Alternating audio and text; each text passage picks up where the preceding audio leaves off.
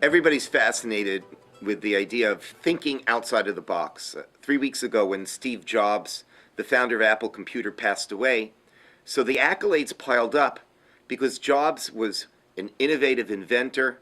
He was the sort of guy who thought outside of the box. He created the iPod, he created the iPhone, he created the iPad. He was on his way to creating an iTelevision. This was an inventor who thought outside of the box. But frankly, I don't think that Steve Jobs' greatest achievement was thinking outside of the box. I think his greatest achievement was living outside of the box. And let me explain. In Parshat Noach, in the second section of the Torah that's read in the synagogue, Noach tells us the story, of course, of Noah, who has to take refuge in an ark from the flood that destroys the entire world.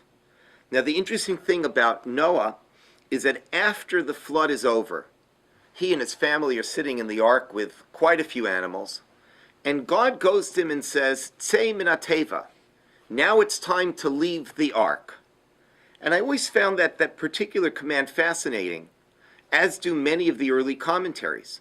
And one of the earliest commentaries, going back 1,300 years ago, says that the reason why God has to tell Noah, leave the ark, you would think it's intuitive, right? The flood's over, the land is dry, of course I want to get out of the ark. But the Midrash says that the reason why God has to specifically tell Noah to leave the ark is because Noah didn't want to leave. He was perhaps uncomfortable in the ark, but he wasn't ready to get out of it. He wasn't ready to live outside of the box. Sometimes, even if it's uncomfortable, if we're secure in a particular place, we don't want to leave. And it's true of 20-somethings who are living in their parents' home, who feel very comfortable and aren't ready to leave. And it's true of senior citizens who now have a little bit of a disability, but don't want to walk around the mall in a walker. They don't want to have to be seen outside in public standing with a walker because they're uncomfortable. They're uncomfortable of moving to a new phase where they're all of a sudden not so secure. Now, for the 20-something living in his parents' home, he may not be comfortable, but he feels secure. He's not ready to live outside of the box. To the senior citizen who doesn't go out anymore because they can't walk independently without a walker, they may not be comfortable being stuck at home, but they're just not ready to live outside of the box. But that's the lesson that God gives Noah. Tzei min hateva. Yes, this has been something that's been incredibly traumatic. You've lived through the destruction of the entire world. You may not be secure going outside because you've seen the destruction that's ensued.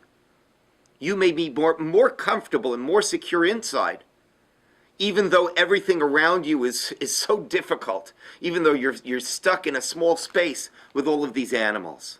But the lesson that God gives Noah is, you need to leave the ark. You need to live outside of the box. And by the way, that was Steve Jobs' greatest achievement.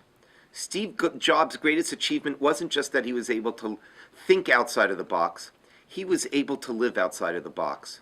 When he was fired from Apple Computer, the very company he founded, he said 20 years later at a speech in Stanford University that actually for him it was very liberating because the heaviness of success was replaced by the lightness of being a beginner again.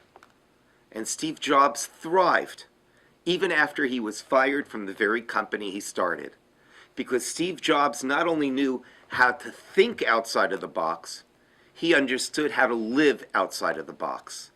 And that's Noah's lesson to all of us. If you're ever stuck in a box, no matter how secure it feels in the box, it's sometimes time to leave the box and to live outside of the box.